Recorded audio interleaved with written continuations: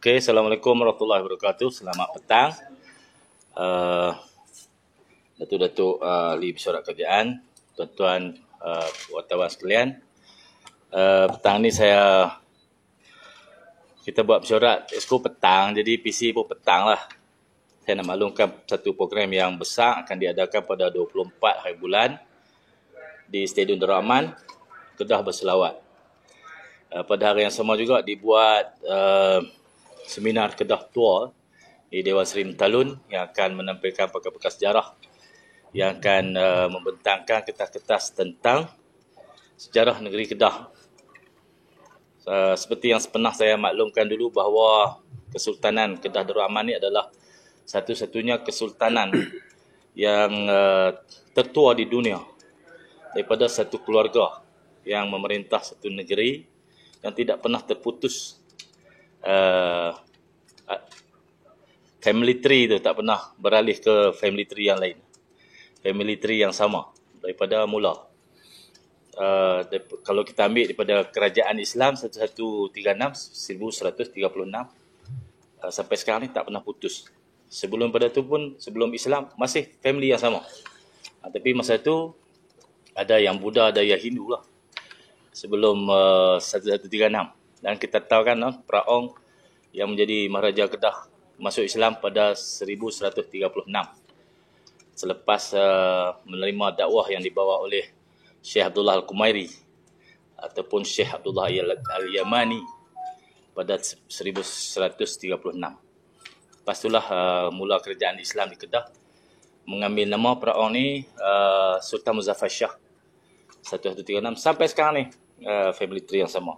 Jadi akan diseminarkan tentang kesultanan dan wilayahnya pada 24 Jun pada siang di Dewan Seri Mentalun. Malamnya Kedah Berselawat berbusana seperti yang diiklankan ni lah.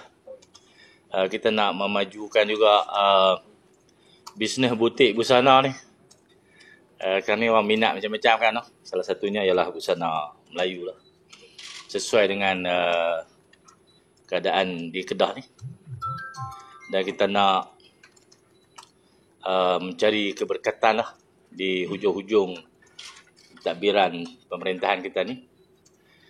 Semoga Allah memudahkanlah urusan kita seterusnya. Kerana siapa yang berselawat sekali kepada Rasulullah, maka Allah dan para malaikat akan berselawat 10 kali kepadanya. Inna Allah malaikatahu sallu ala nabi ya ayyuhallazina amanu sallu alaihi wasallimu taslima. Allahumma salli ala sayyidina Muhammad wa ala sayyidina Muhammad. PC yang berikutnya akan dibuat oleh Yang Berhormat Datuk Najmi berkenaan satu operasi yang telah beliau dan agensi-agensi penguatkuasa lakukan sebelum pada ini. Sila Datuk. Assalamualaikum warahmatullahi wabarakatuh. Saya ingin memaklumkan di sini bahawa pada 17 hari bulan Jun yang lepas, satu operasi bersama, operasi bersepadu antara agensi-agensi kerajaan yang terlibat iaitu Polis Diraja Malaysia, yang keduanya Jabatan Immigration dan juga Jabatan Agama bagi menggempur pusat-pusat rumah urut di mana kita dapat laporan bahawa rumah urut ini telah menyalahgunakan lesen itu dan ada kegiatan-kegiatan yang tak bermoral. Jadi selepas kita buat serbuan itu, memang kita dapati bahawa terdapat rumah-rumah itu cara susun atur di dalam tu memang memberi isyarat bahawa ada aktiviti-aktiviti lain lah. Tapi pada hari itu kita tak dapatlah tangkap perkara yang sedang berlaku.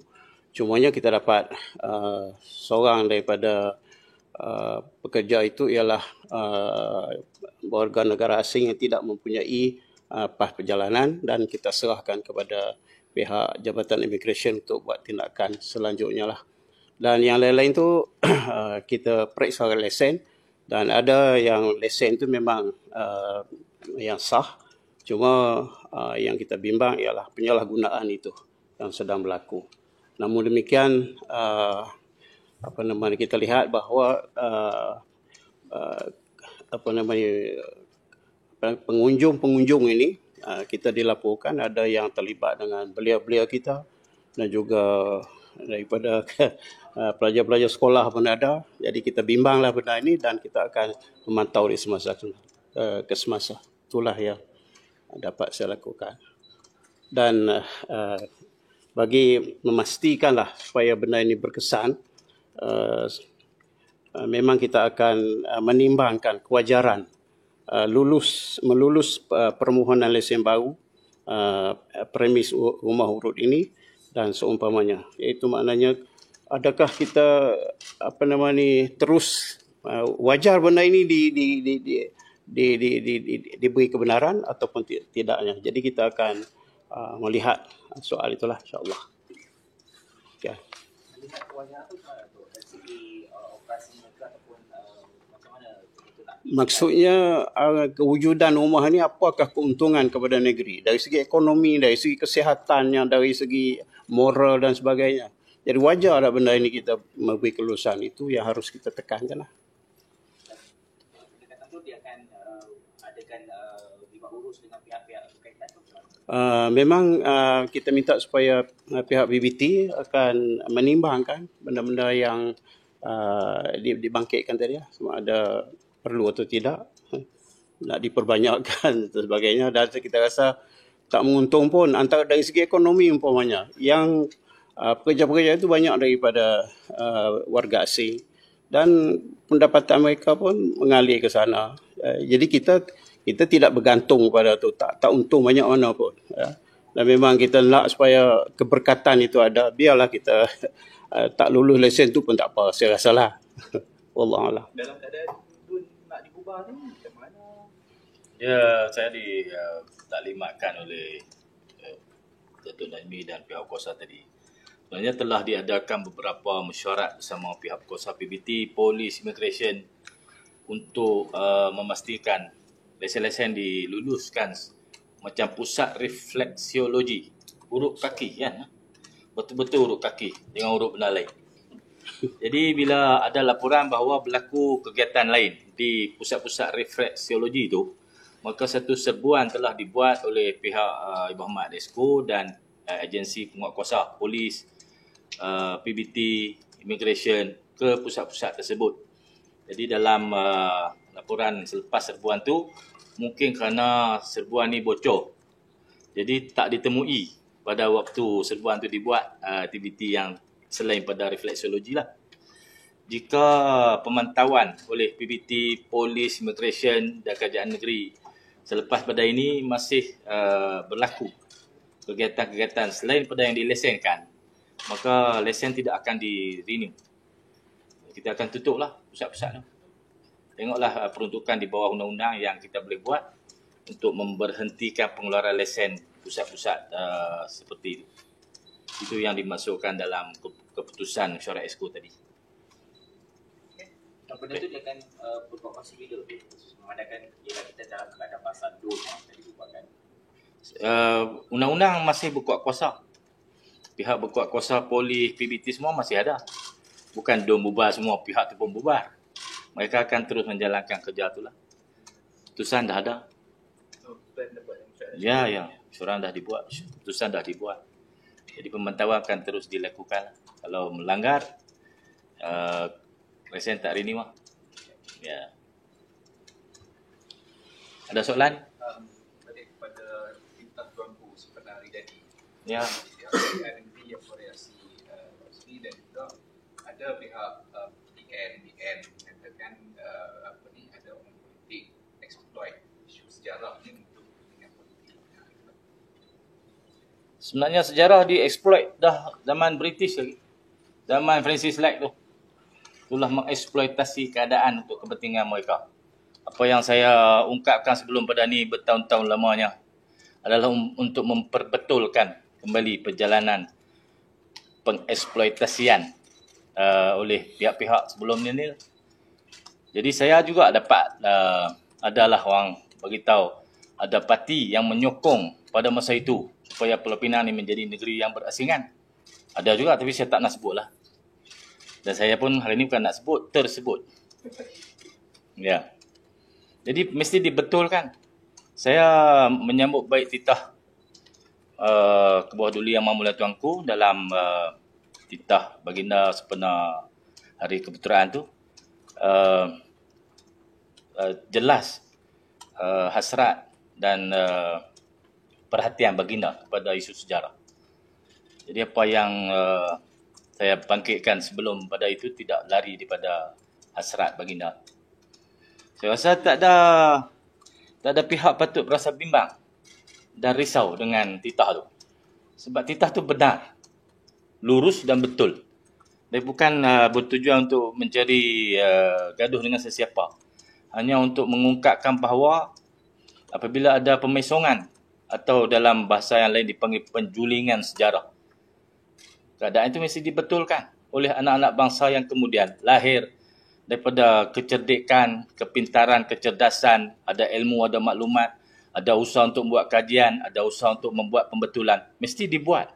Kalau tidak, kita hanya hidup dalam satu rangka yang diset oleh pihak lain yang ada kepentingan sejak 200 tahun dulu untuk kita hidup macam itu. Saya rasa tak betul. Selagi mana kita ada pemikiran, ada usaha, ada keberanian, ada kesungguhan untuk melihat kehidupan kita ni lebih baik. Kalau dulu berlaku pemesongan, adakah kita sanggup hidup dalam pemesongan tu selama-lamanya? Saya tak sanggup. Kalau ada orang sanggup dan selesa dengan pemesongan tu, itu terpulang kat dia lah. Kerana dia ada kepentingan dalam pemesongan tu. Kita ada kepentingan untuk memperbetulkan apa yang telah dipesongkan. Dan kita pembetulan tu akan berjalan berdasarkan kajian-kajian. Bukan hanya berdasarkan kehendak-kehendak. Dulu orang marah kat saya, dia berkata di Sanusi desak pindah perlembagaan. Saya bukan gila nak pindah perlembagaan tak ada 2/3. Perlembagaan hanya boleh dipindah dengan sokongan 2/3 Dewan. Di Parlimen mana saya ada 2/3. Orang tak sokong saya tentulah tak mau sokong kan. Walaupun dia ada 2/3. Kerana dia ada kepentingan dalam tu. Jadi tak logik tuduhan kepada saya tu. Kemudian tuduh saya apa lagi? Nak cari gaduh. Saya nak gaduh dengan siapa? Takkanlah nak membetulkan keadaan cari gaduh. Semua tu adalah usaha-usaha untuk mengekalkan pemesongan. Kerana mereka ada kepentingan dalam pemesongan tu. Ada pakar sejarah. Kata sewa dah terbatal apa semua. Itu dia seorang je. Dan dia pun lahir daripada sistem yang telah dipesongkan tu. Kan? Saya tak tahu PhD dia kaji bab apa. Tapi bila kita ada hasrat yang murni, kerana ini melibatkan kita, saya rasa hasrat ini patut disokong. Selagi mana ia benar berdasarkan hakikat yang telah terjadi pada waktu itu dan mesti dibetulkan sekarang ini. Ini usaha yang baik dan kita akan junjung titah perintah Tuanku Sultan untuk merealisasikan ini berdasarkan pembentangan fakta-fakta tanpa prejudis kepada mana-mana pihak. Itulah usaha yang sedang kita buat.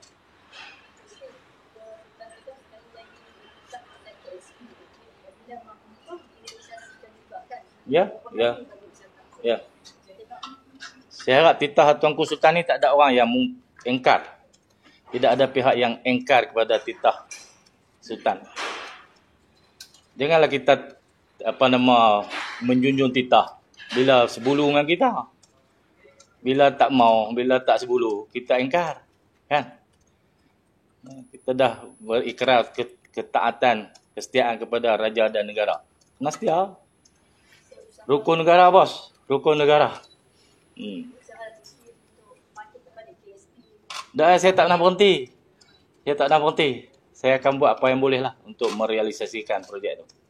Maksud kita, Tuanku kita kata benda ni sebenarnya boleh dipercepatkan sekiranya kepentingan peribadi itu diketepikan. Ya. Pandangan Tan Sri Melayu.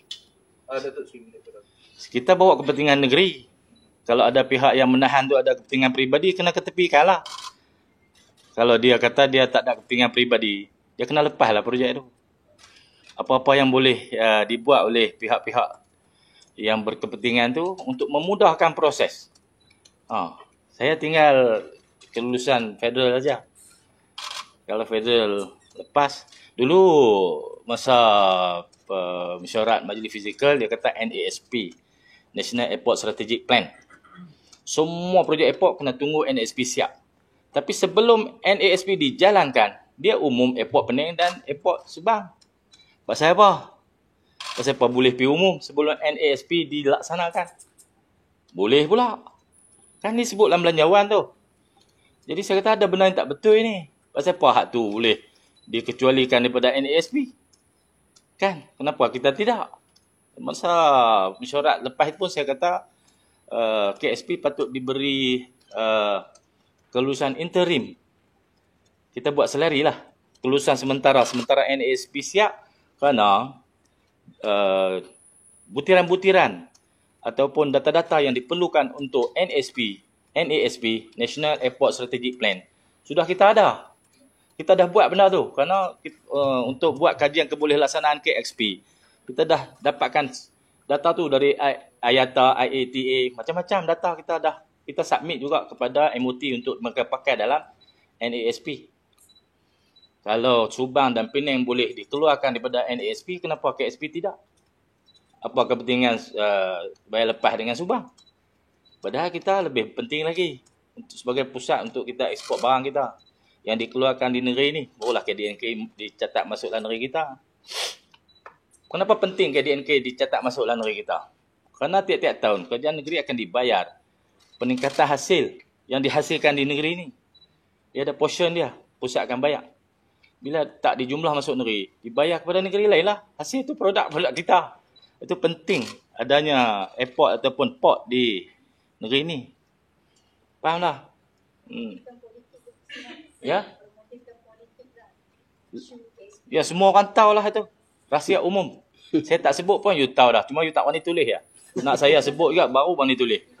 Pandangan peribadi pun tahu dah. Ini semua kepentingan politik tapi nak bagi Sanusi sebut. Supaya orang hentam Sanusi. Pandai-pandai. Tapi memang macam tu lah. Kepentingan politik kerana dia ada kepentingan di Pulau Pinang. Dan dia ada kepentingan di Selangor, Subang. Kan? Negeri apa? Negeri kita, negeri lain, parti lain. Jadi tak diberi muka lah. Bagi maklumat salah, kata swasta batal. Macam mana nak batal projek ni? Kerajaan punya, bukan swasta punya. Orang tu tak reply surat kita, kata kau tu tak sanggup. Orang tu call dia. Mana boleh call dia? Call kita lah. Kita yang buat pelantikan. Nak cerah lagi? Apa menjelang pembubaran DUN ni kan? Ada tak dalam kalangan DUN adun PN yang menyatakan PN? PN. Datuk Seri ni lah. Ya. Yang menyatakan syak untuk tidak bertanding lagi. Ada? Ada. Ada. Calon-calon daripada adu-adu PAS ada. Menyatakan hasrat. Sebab tu? Sebab ada ahli parlimen ke? Awal PAS ni tawaduk. Tak boleh offer. Jadi kalau tidak dipilih, tidak datang beban. Begitulah. Ada calon-calon satu dah jadi ahli parlimen dah, dia tak mau dah. Tanding DUN. Yang calon-calon yang dah jadi ahli parlimen tu akan tanding DUN juga ke apa? Mereka kata mereka tak mau. Semua yang kata tak mau. Mereka tak mau. Bagi kat orang lain pula. Macam mana? Dia sebenarnya keputusan yang dicalon tu bukan duduk di batang tubuh dia tu. Duduk di parti. Kalau parti kata you bertanding, you kena bertanding lah. Macam tu.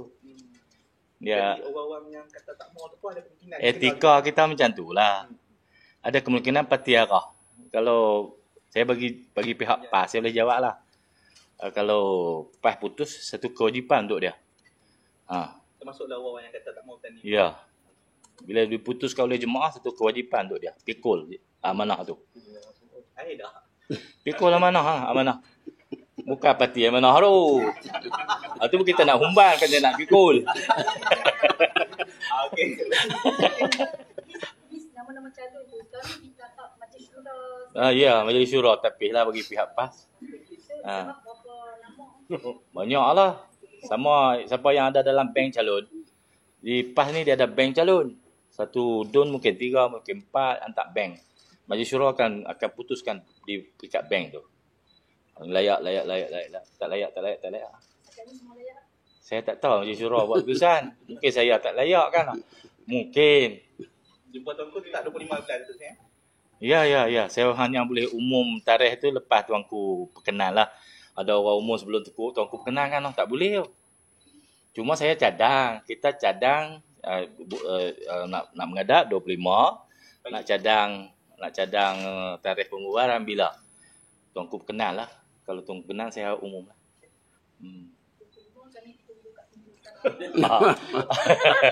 25 hari bulan ni saya juga telah mohon pihak Datuk Penasihat Undang-Undang Negeri untuk menggariskan perkara-perkara yang boleh dilaksanakan sepanjang caretaker government.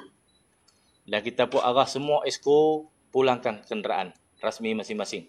Kerana kita nak sepanjang mereka berkempen, kita tak guna harta kerajaan. Saya harap parti-parti lain guna kaedah yang samalah. Jadi yang ada kalau lori ke dibeli dengan harta kerajaan, parkinglah dulu. Kalau kembalikan kenderaan tu bila? Lepas bubar tu? Bubar lah. Hari bubar. 28. Mereka akan balik. Balik Lepas tu pada latih di exco, ambil lah balik. Tak boleh di exco, tak apalah noh. Ataupun Kenan Sultan juga, saya tak boleh namakan lagi siapa-siapa. Orang lain pun tak boleh namakan saya MBK, saya tak boleh nama exco, tak boleh. Kalau Sultan tak kenal macam mana? Macam tu. Berilah ruang. Kuasa orang lain kita pandai-pandai poster boy, tak poster boy. kan bidang kuasa orang lain tu kan. Jangan kita langgar. Jadi saya harap proses demokrasi akan berjalan sepanjang pembubaran sehingga pengundian dan pembentukan kerajaan. Betul-betul mengamalkan demokrasi. Jangan guna harta kerajaan untuk kempen. Jangan guna dana kerajaan untuk kempen. Jangan guna agensi kerajaan untuk kempen. Jangan guna jabatan untuk kempen. Kempen atas kekuatan dan kapasiti parti masing-masing. Di Kedah lah. Saya punya seruan macam tu. Bertani secara anak jantan. Jangan jadi cakap lain, buat lain. Kemudian kita juga sembang tadi untuk kita tetap mengatakan bahawa program-program hiburan masih tertakluk kepada enactment kawalan hiburan di seluruh Kedah. Walaupun di dalam IPT. Jadi hak duk tunjuk-tunjuk langit buat semua tu, nak buat tu minta lesen daripada pegawai daerah. Kalau kita agak program-program yang tidak sesuai, tidak akan diluluskan. Walaupun dalam universiti. Tunjuk langit ni pergi di luar lah, tak payahlah ajak tunjuk langit dalam universiti. Tak sesuai langsung. Terima kasih. Baik. Terima kasih.